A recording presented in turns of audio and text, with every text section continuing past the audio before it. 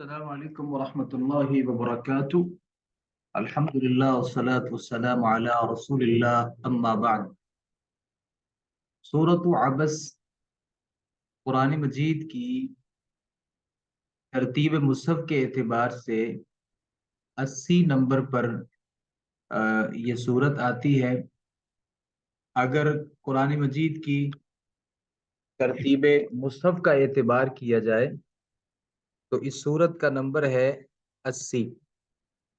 اور اگر قرآن مجید کی ترتیب نزولی کا اعتبار کیا جائے تو یہ 24ویں نمبر پر آتی ہے۔ سورۃ عبس کی 42 آیات ہیں اور ایک رکوع ہے۔ مکی سورت ہے۔ ویسے اگر سورۃ عبس کلمات کو حروف کی بات تو یہ 133 کلمات ہے، اور اگر حروف کی بات کی جائے تو اس سورت کے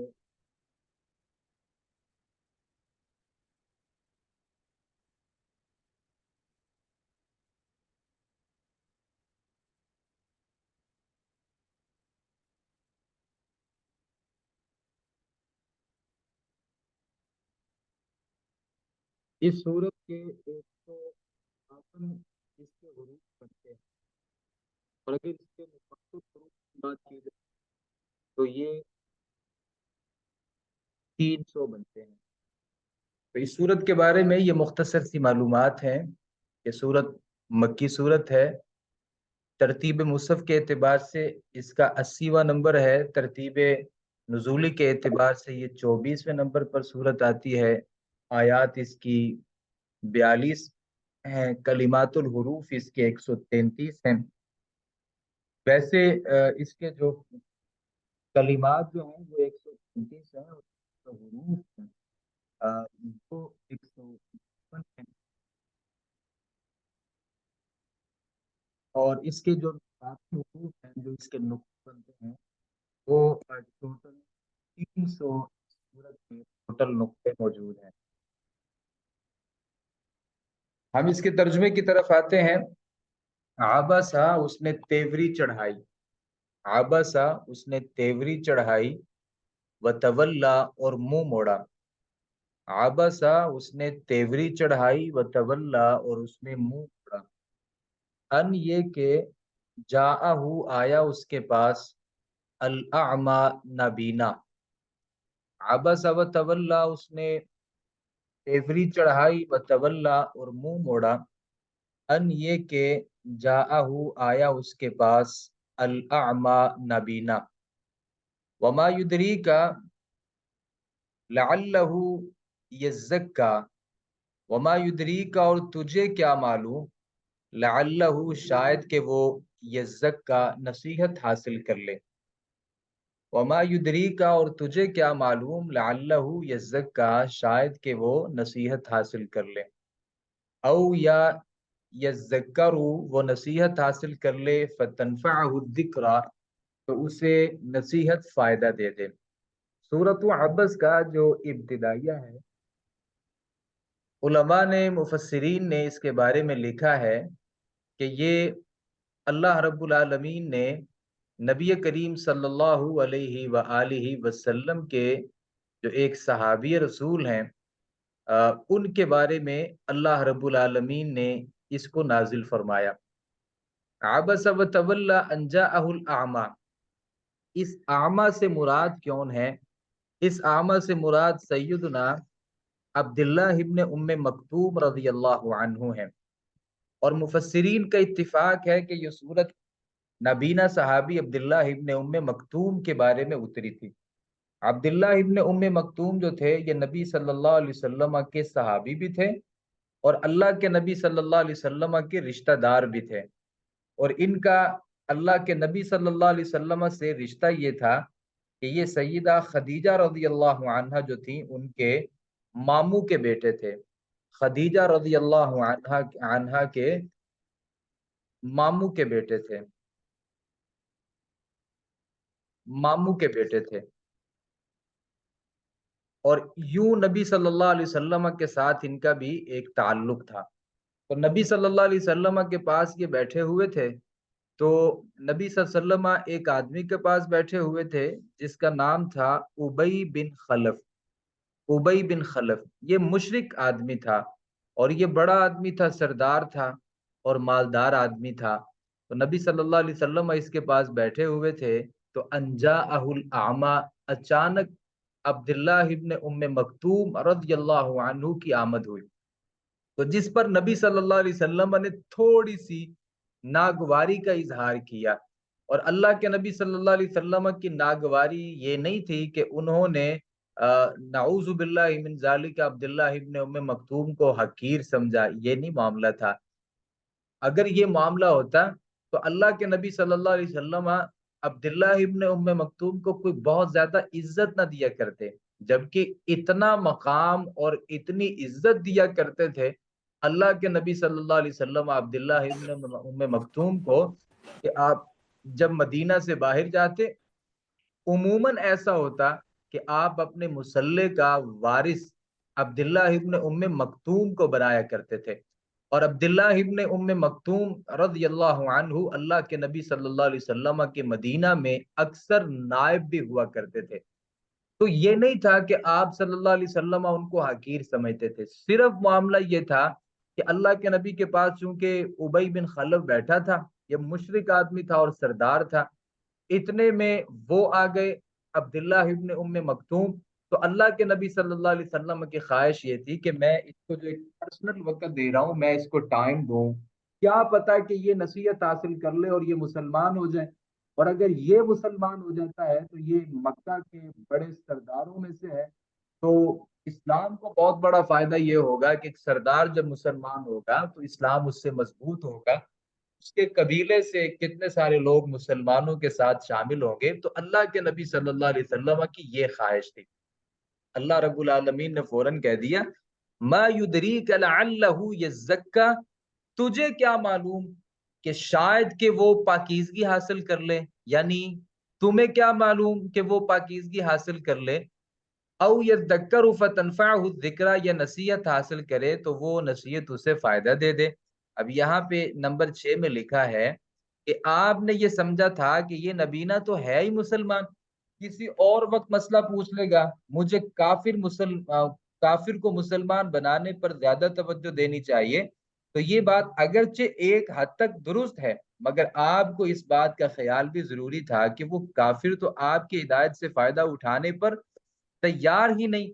خوفناک بیماری میں مبتلا شخص کا علاج مقدم ہونا چاہیے، مگر وہ دوا لینے پر آمادہ ہی نہ ہو.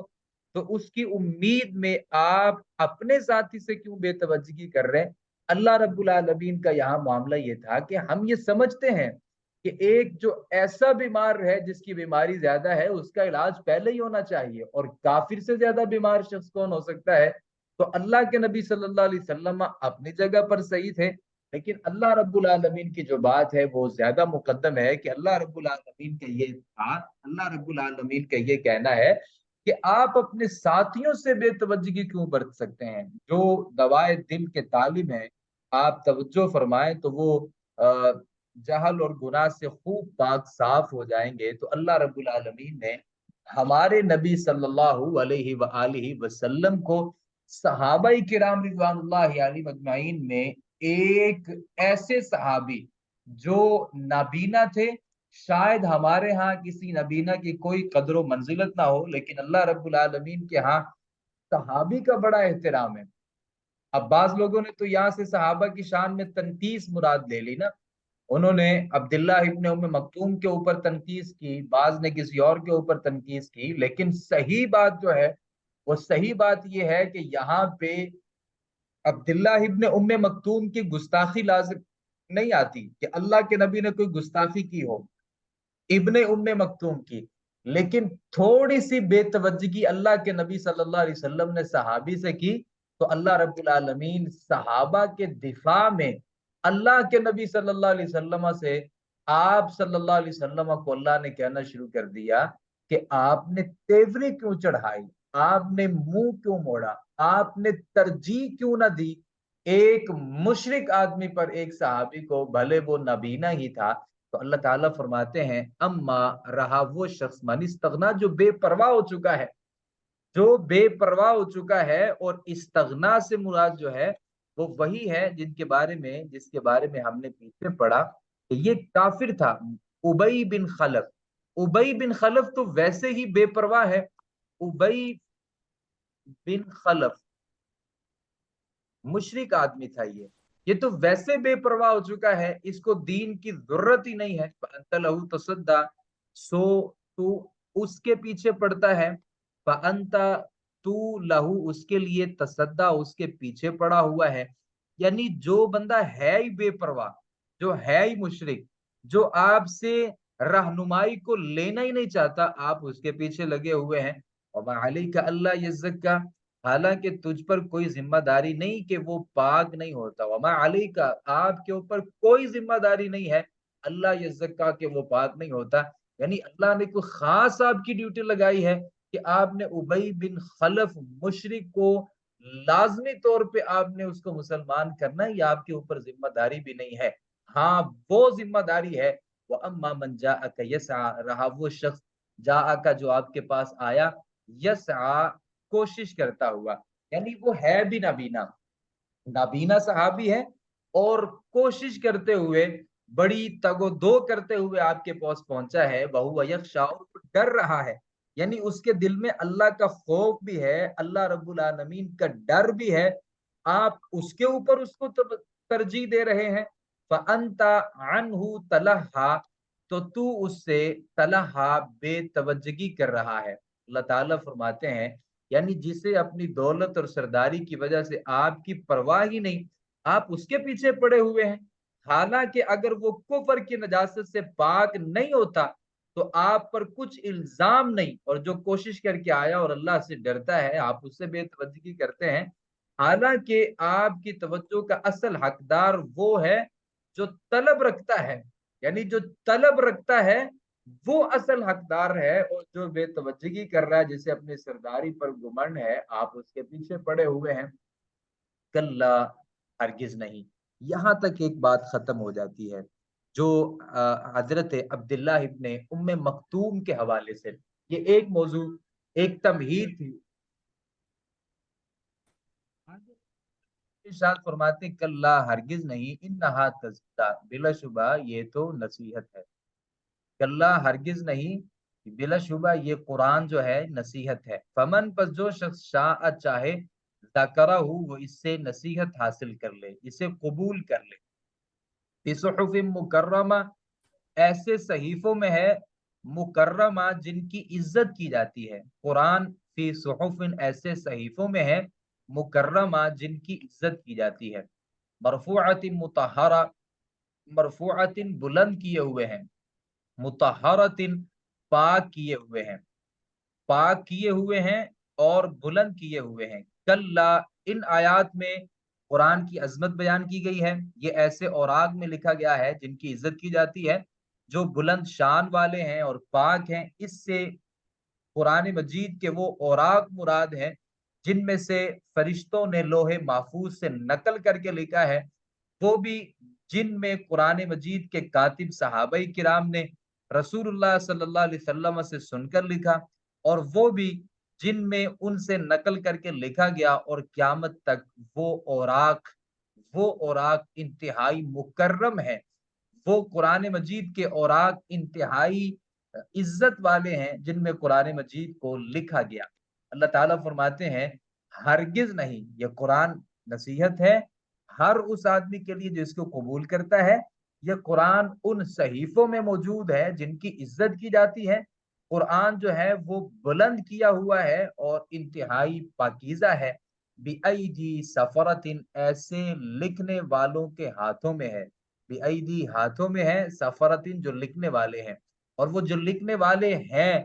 کرام بررہ جو معزز ہیں، کرام معزز ہیں، بررتن نیک ہیں، یعنی قرآن کو لکھنے والے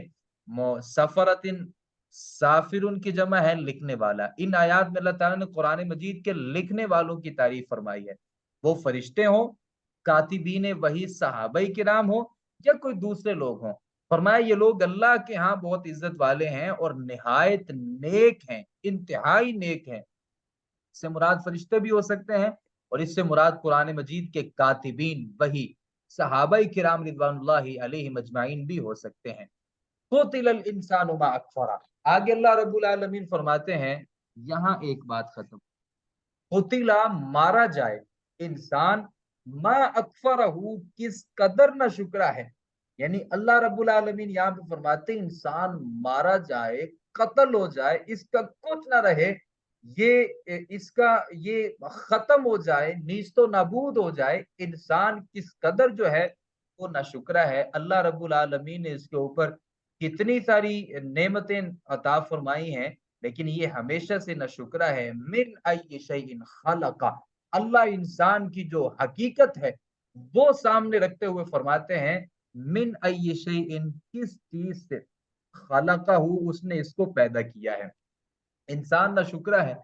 اللہ کے اوپر اعتراض ہے، نہ شکری ہے، تو اللہ حقیقت اور اصلیت کی طرف لے کے جاتے ہیں۔ بھائی یہ بتاؤ، سوال ہے من ای شیء خلقہ، بھائی یہ بتاؤ کہ اللہ نے تمہیں کس چیز سے پیدا کیا ہے؟ من نطفت، قطرے سے، خلقہ، اس نے اس کو پیدا کیا، فقدرہ، بس اس کا اندازہ مقرر کیا۔ یعنی اللہ رب العالمین خود اس کا جواب دیتے ہیں کہ انسان کو تو اللہ نے ایک قطرے سے، ایک گندے پانی کے نطفے سے اللہ نے انسان کو پیدا کیا ہے،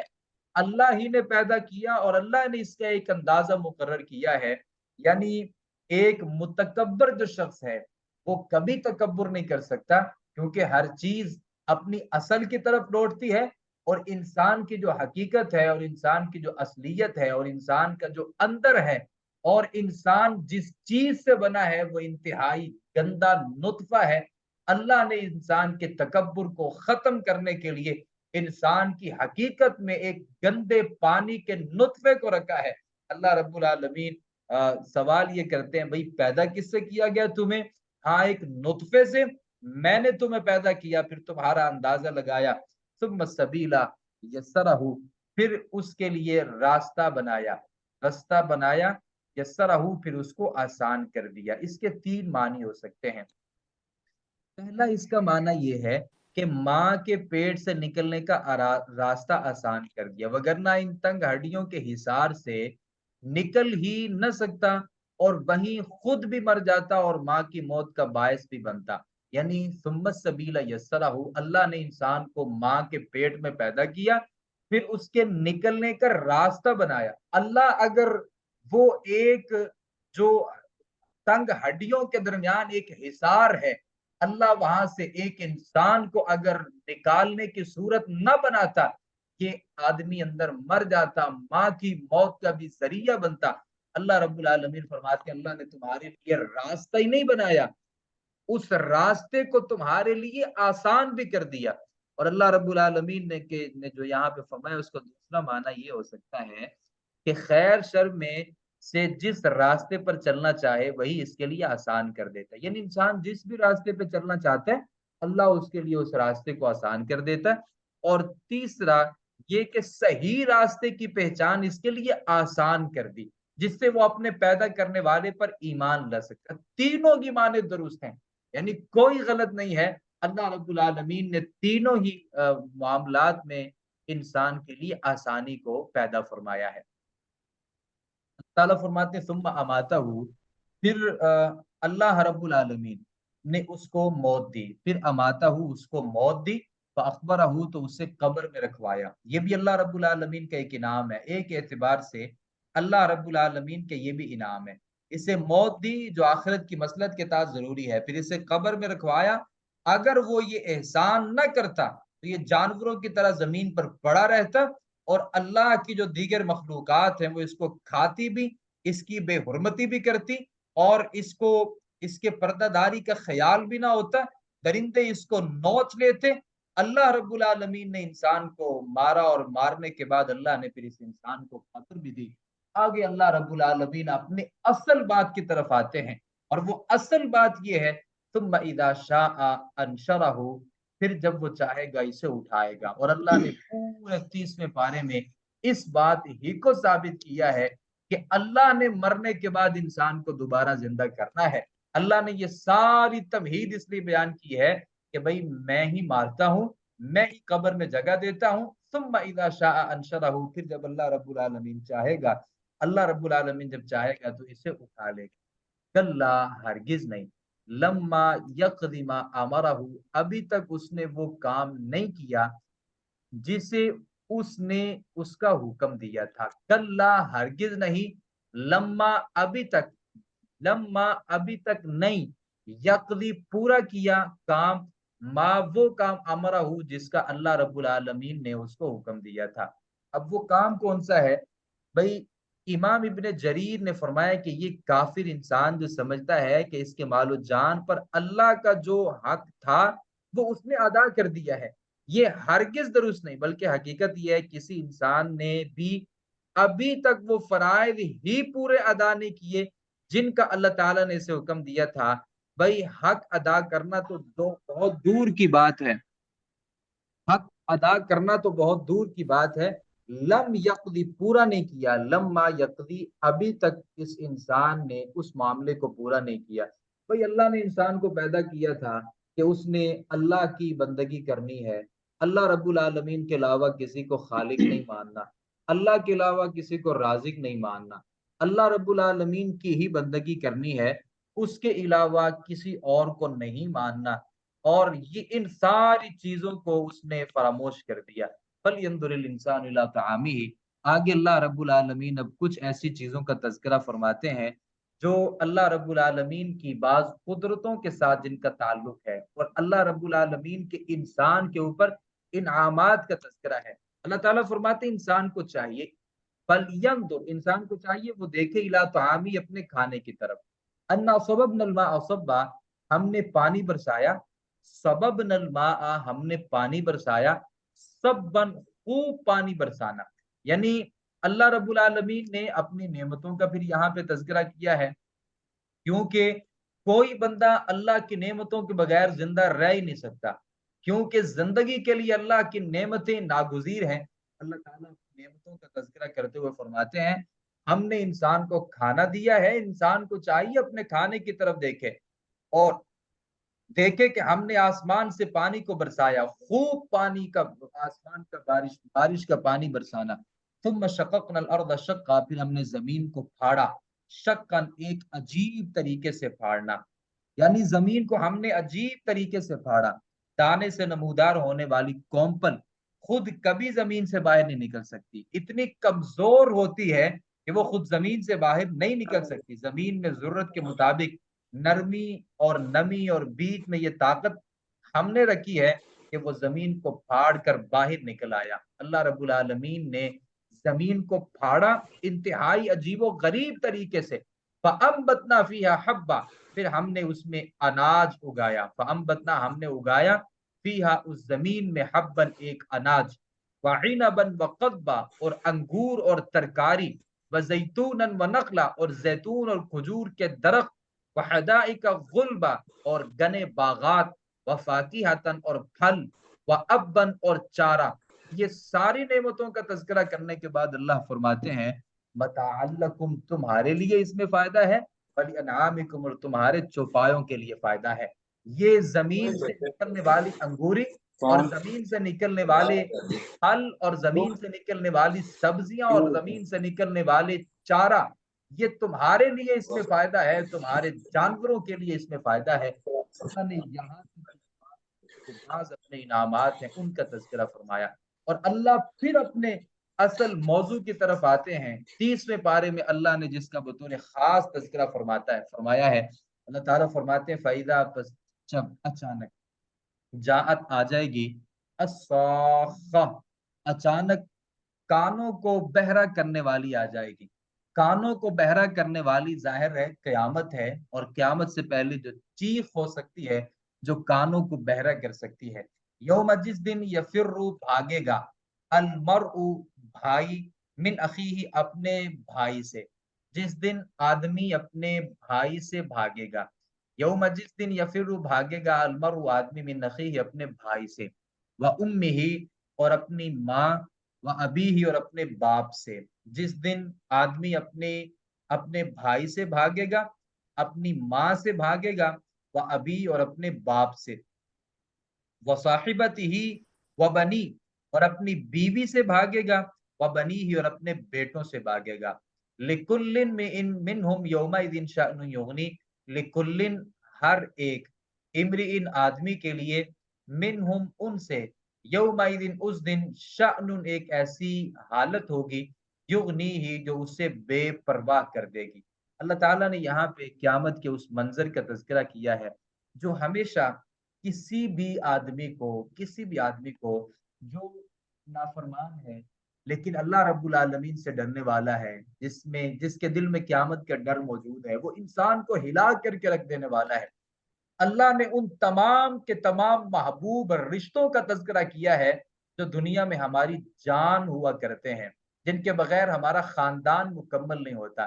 جن کے ساتھ میری زندگی بسر ہوتی ہے، جن کو میں اپنی فیملی کا حصہ سمجھتا ہوں، جن کے بغیر میں اپنے آپ کو ادھورا اور اکیلا اور ناقص خیال کرتا ہوں. اللہ نے ان تمام رشتوں کا تذکرہ کیا. اللہ تعالیٰ فرماتے ہیں آدمی جو ہے وہ اپنے بھائی سے بھاگے گا،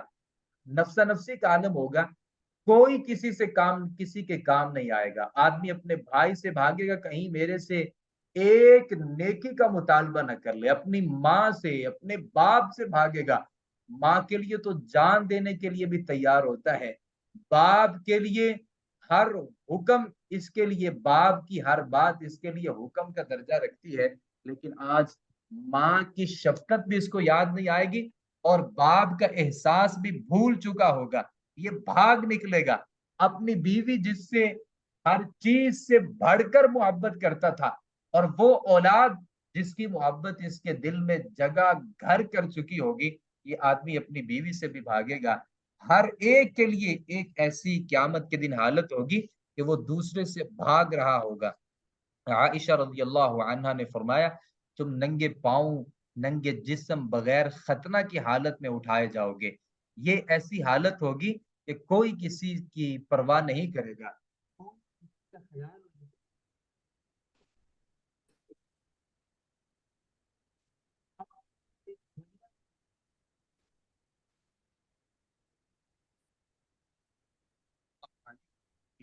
نے فرمایا تھا نا، تحشرون حفاة عراة غرلا. قالت عائشة فقلت يا رسول الله الرجال والنساء ينظر بعضهم إلى بعض. اللہ کے نبی نے جب فرمایا تم ننگے پاؤں، ننگے جسم، بغیر ختنہ اس حالت میں تم اٹھائے جاؤ گے. عائشہ رضی اللہ عنہ نے سوال کیا تھا اللہ کے نبی الرجال والنساء ينظر بعضهم إلى بعض، وہاں پہ مرد ہوں گے، عورتیں ہوں گی، وہ تو ایک دوسرے کو ننگے جسم دیکھیں گے. تو اللہ کے نبی صلی اللہ علیہ وسلم نے بتایا تھا الامر اشد من ان یہمہم، کہ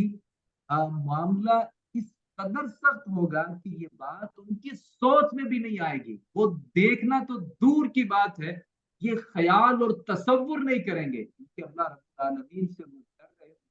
اللہ رب العالمین ڈر اور خوف ان کو پریشان کر رکھے گا. انبیاء کی حالت یہ ہے کہ وہ بھی نفسا نفسی کے عالم میں، تو اللہ رب العالمین نے اس سورت کے اختتام کے قریب جا کر اس قیامت کے منظر کشی کی ہے جو میرے اور آپ کے لیے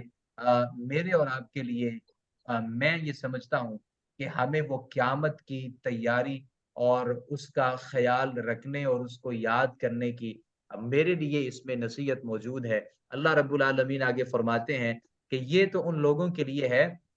جو کافر لوگ ہیں، لیکن وجوہ یومئذ مسفرہ،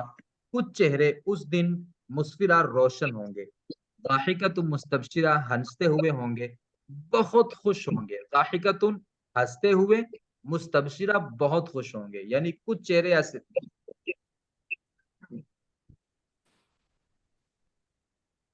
ایسے ہوں گے جو انتہائی روشن ہوں گے اور انتہائی اچھے ہوں گے، کیونکہ یہ وہ لوگ ہیں جن کو اللہ رب العالمین ان کے نامہ اعمال دائیں ہاتھ میں دے دیں گے، اور یہ مسلمان ہوں گے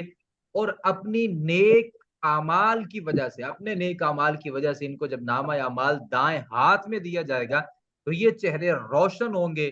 ہنستے ہوں گے، مسکراتے ہوں گے. لیکن ووجوہ یومئذ علیہا غبرہ، کچھ چہرے اس دن ان کے اوپر غبرۃ، ایک غبار ہوگا، کچھ چہرے ایسے بھی ہوں گے جن کے اوپر غبار ہوگا، ترحقها قطرہ، ان کو سیاہی ڈھانپتی ہوگی، ترحقها ڈھانپتی ہوگی، قطرتن ان کو ترحقها ان کو ڈھانپتی ہوگی، قطرتن سیاہی، اولئک یہی لوگ ہیں، ہم الکفرۃ جو کافر ہیں، الفجرۃ نافرمان ہیں۔ کافر اور فاجر لوگوں کے چہروں پر سیاہی کی تفصیل ویسے اللہ تعالیٰ نے سورۃ یونس میں بیان کی ہے۔ تو کافر اور جو منافق ہے، کافر اور جو نافرمان ہے، ان کے چہروں پر سیاہی ہوگی، خاشعۃ ابصارہم ترہقہم ذلہ، اللہ تعالیٰ فرماتے ہیں جو سیاہی ہے وہ ان کے جب چہروں پہ لگی ہوگی تو ذلت کی وجہ سے ایسے لوگوں کے جو چہرے ہیں وہ جھکے ہوئے ہوں گے، اور ان کے جو چہرے ہیں وہ ذلیل ہوں گے، جھکے ہوئے ہوں گے۔ جیسے ہمارے ہاں کوئی آدمی جب جرم کا ارتکاب آنکھیں اٹھانے کے قابل نہیں ہوتا، وہ نظریں اٹھا نہیں سکتا، تو یہی حالت ان لوگوں کی ہوگی جو یہی حالت ان لوگوں کی ہوگی جو نافرمان ہیں، فاسق ہیں، فاجر ہیں۔ تو اللہ رب العالمین سے دعا ہے اللہ تعالیٰ مجھے اور آپ کو قیامت کی صحیح معنوں میں تیاری کرنے کی توفیق عطا فرمائے، ایسے اعمال اللہ میری زندگی میں شامل فرما دے جو میرے اور آپ کی جنت میں جانے کا ذریعہ بن جائیں، اور اللہ ہمیں ہر اس فعل سے، ہر اس کام سے محفوظ رکھے جو کسی بھی آدمی کے جہنم میں جانے کا ذریعہ اور سبب بن سکتا ہے۔ ما علینا الا البلاغ المبین۔ جزاکم اللہ خیرا، السلام علیکم ورحمۃ اللہ وبرکاتہ۔